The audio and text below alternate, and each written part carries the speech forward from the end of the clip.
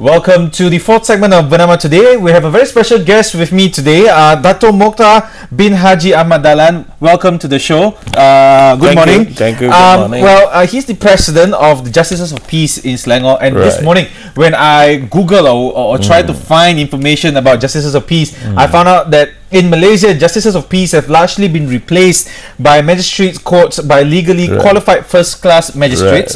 And currently now we're moving on to it's more of an honor, right? It's more of like a second-class magistrate under the order to reduce backlog of cases in court, and which is what your organization, the NGO, is serving. But particularly, what we are looking here is that from the information that I've got is that you visit rural areas with doctors and ambulances to provide care. Maybe you want to tell us a little bit more how the incorporation of this particular NGO, and then we'll move from there.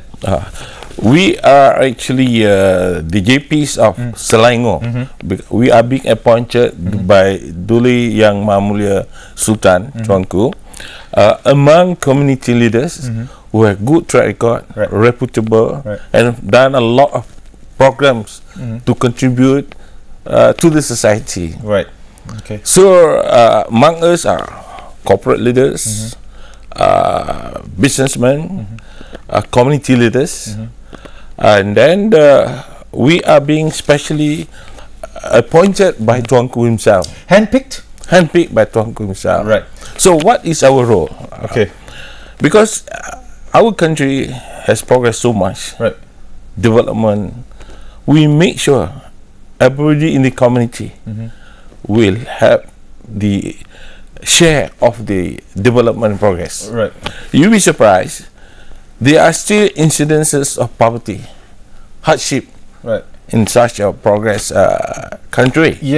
So our task, number one, is to translate Tuanku's Tita for us to reach out those groups, those community, those family, those kampong or new villages who are being left out by this mainstream of development. And you're talking about places like mostly outer part of Klang Valley, the Hulu Selangor area, before Tanjung Malim, the area, and most of your functions and also your activities will be concentrated only on that area or towards the Klang side, the Meru area, or the Banting side. It's also still underdeveloped. Those kind of areas, You see, there are three major activities that we do to reach out these needy or the poor. Number one is through medical services, where we have team of doctors, nurses to go out and reach these people to provide medical services free of charge. And they are appointed by the state government. We work together with the Ministry of Health, where they provide us with all the facilities and the doctors, plus private doctors and nurses who come to volunteer together with us in all these programs. So when we have these programs, we do it together with the local community leaders to bring out the people. So that the crowd will be there. The village head, the taman head, and that's your first activity, which is the medical side. And the second and third one. We are also emphasizing on education. Because folks from the rural area, there are families who can't afford to send the children to school. Government school. So this is where can't afford to send the children for tuitions and so on and so forth. So we have teams of retired teachers or volunteer teachers to conduct motivation classes, summer camps, to help them with the examinations and so on and so forth. So we select what we have. We adopt some schools in the state.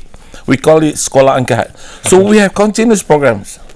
Motivation, summer camps, and so on, to help these children who have no means to go for tuitions, which are very expensive. And then we monitor the progress and this together with the parents and the schools and the PIBG. So this is at the primary school level and secondary school level. Primary and school level. Because when it talks about others, no. I mean, further than that. at the moment, because limitation of manpower, cost. I understand. Yes. Okay. And the third one would be? The third one is more on social awareness. Okay. Things like cleanliness, especially now in Selangor. Dengue. Okay. So we have programs. Right. To talk to them. Right. What is it all about? What is the role? Today we see the attitude is, everything is the government. Yep. Everything you leave it to the government. So we create awareness. So we have programs throughout Selangor, working together with the community leaders again, plus the Ministry of Health or local government, where we have programs. Giving them talks, lectures, and also have gotong royong program with them to clean the area. Right. Okay, and then the areas surrounding, like maybe 5-10 kilometers of them.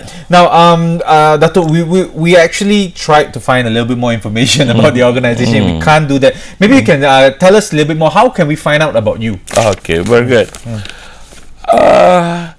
Actually, the number of JPs in Selangor, there are only 200 of us.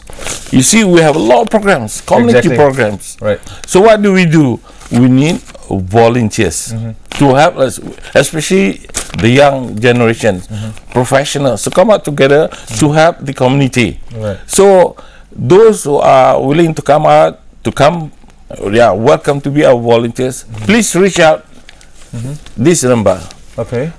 Email admin at jpselangor.com. Right. Admin at jpselangor.com, which is flashed on the screen. And you can call us our direct number 03 5519 0477. Right, that's the number 0355190477, which is also on the screen.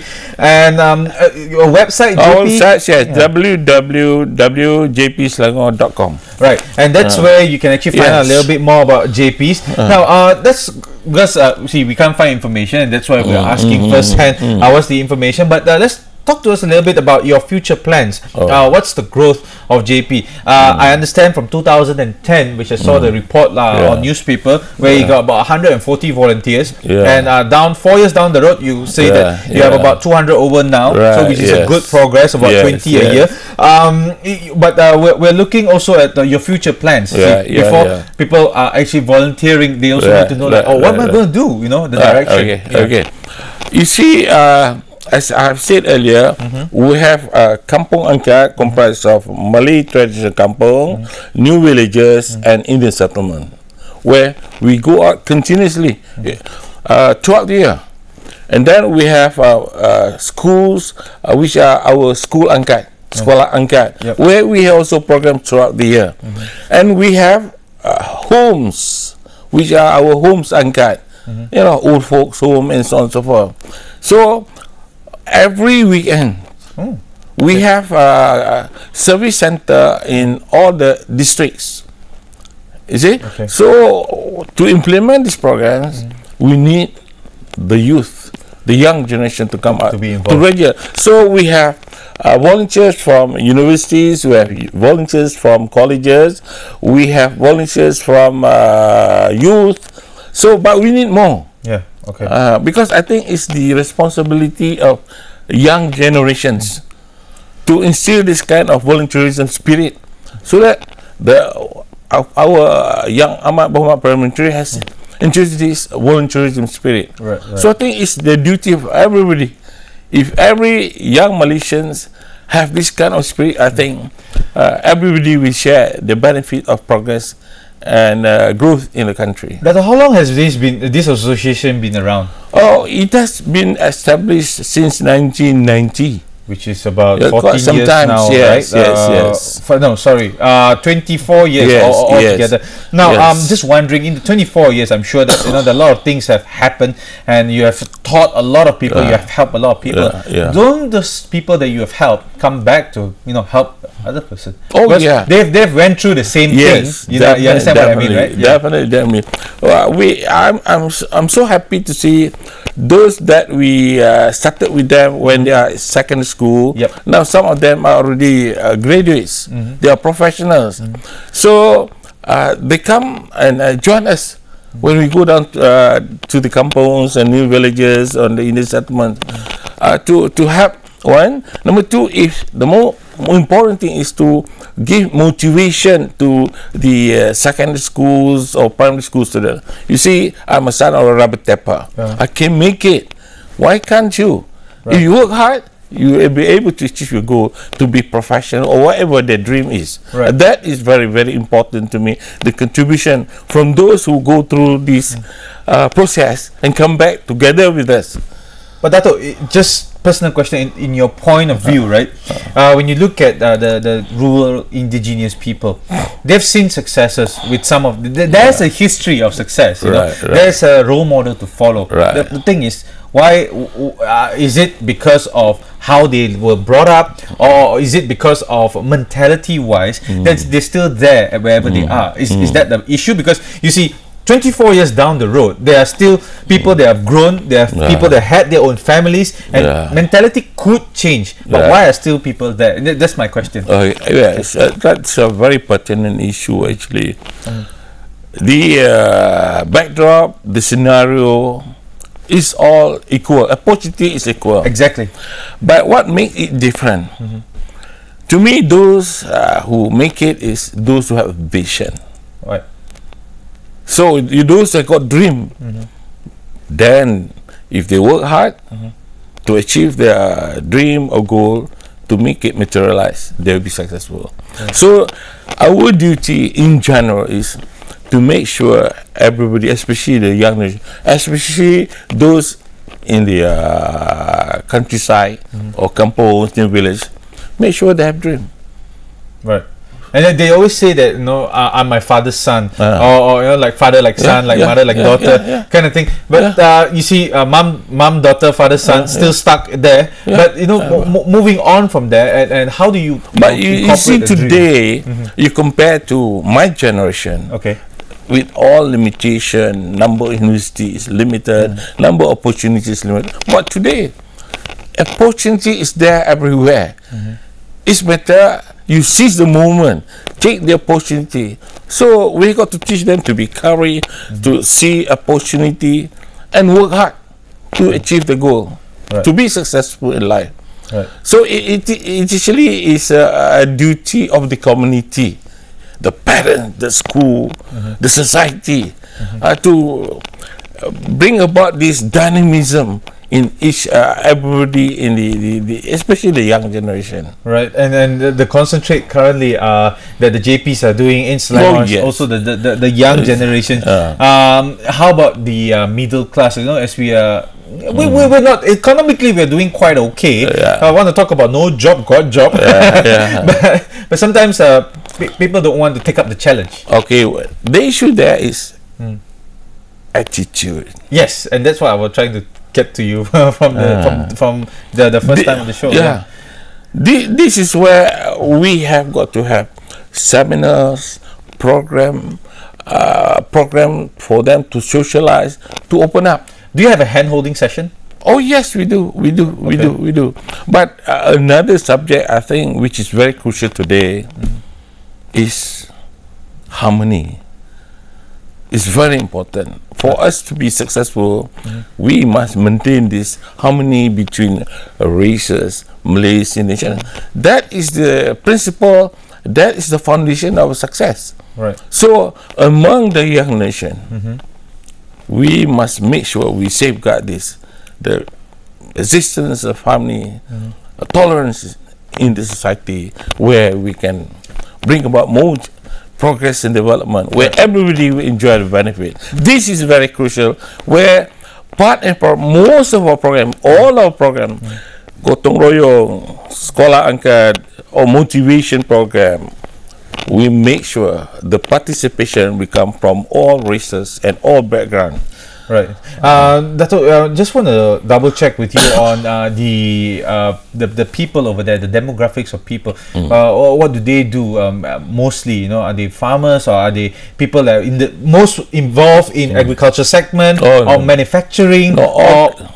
It's a yes, various all class. Okay. All class okay. There's no like a specific rundown of what they do. No. Okay. And when the kids grow up, in terms of college and university level, are there any more programs for them to be right involved with your brothers and sisters, or is it after graduation and you're on your own?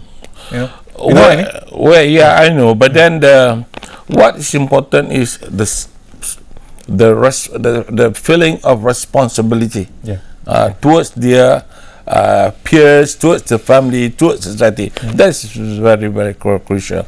Last week we have this Kongsi Fat Choy program in Klang. Okay. So we bring about 1,000 people in Klang, in Bandar Baru Klang. Comprise, even though it's a Kongsi Fat Choy, but then we have the Chinese, we have the Malays, we have the Indians, all grouped together. Right. How do we identify these people to participate in this program? We get the volunteers, go to the kampong, go to the new villages, go to this, bring them together. Invite everybody together. And join. So this is the result of awareness among the community. Right. And usually the free fruit is the one that attracts people to come the most. And the ampao as well. All right, Dato, thank you very much for coming in the morning and talking to us about the JPs. And now we all know not only the Justices of Peace actually has a role to play in the courts, but also they have a role to play with the community of what to help. And we're talking only about Selangor. We'll find out a little bit more maybe in the future about the other states that actually has a sultan. That states like Penang all don't sultan. Thank you very much for watching Monday's edition of Bernama Today. We hope to see you soon tomorrow again, same time, same place, right here on Bernama TV.